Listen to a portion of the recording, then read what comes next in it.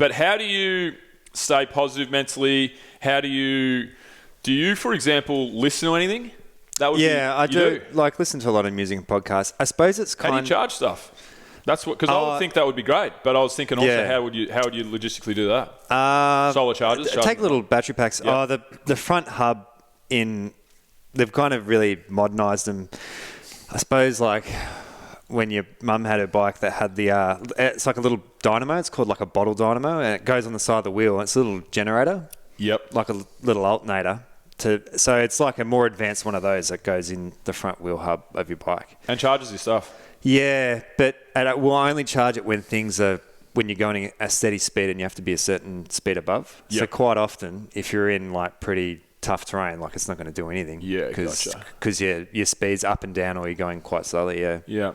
So how do you so obviously, like, you got some music, you got some podcasts, but when you don't have that stuff, like, how do you stay mentally in the game? Like, what are your techniques? Well, it's kind of when you start it, it's, you make that agreement with yourself. You're like, I will finish this no matter what, even if I'll walk the end of it, if it comes to it.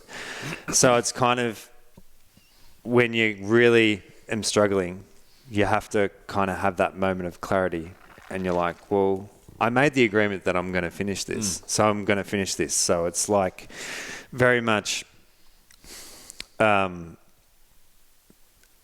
need a bank of bad experience to draw back down on. Yeah.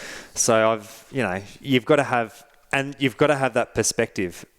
I've seen a few movies and stuff that have kind of come out about people attempting like really long rides or something quite arduous, and they'll go into it like a couple of hours in and go, this is the worst day of my life, which is like, and in that moment in time it is, because that's their perspective. Yeah. But like, you've eventually trained to the point, and you've eventually had that experience bank enough of it that it's put in perspective, like, well, gee, I'm having a really shit time.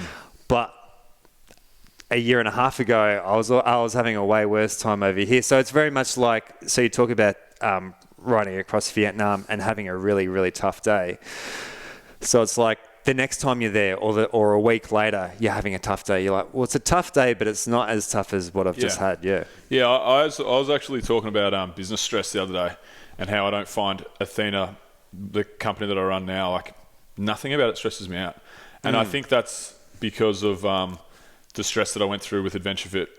Like, it was unfathomably stressful every time we ran a trip, because we were like scratching for money. Yeah. So every 3 months I'd go through this like mental breakdown of like stress. Yeah. Not a mental breakdown, but it was really, really heavy duty stress. Yeah. And then now I understand that full well, because now I think of that. I'm like, you know what? This is not bad at all.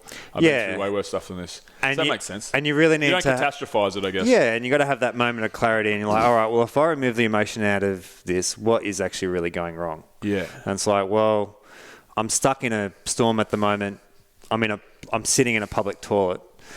Well, it's not ideal, and I'm losing time, but at this point in time, like, I'm safe. There's walls around me. I'll just have to wait this storm out to be able to push on. And but at the time, you're not thinking rationally, like, everything's going down the drain. I'm losing positions and stuff. It's like, and that did happen. Yeah.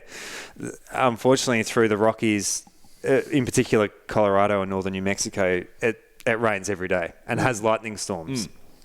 And that guy that I mentioned earlier that organised that ride from Perth to Sydney, that race from Perth to Sydney, was more or less struck by lightning, and he still came second in the race.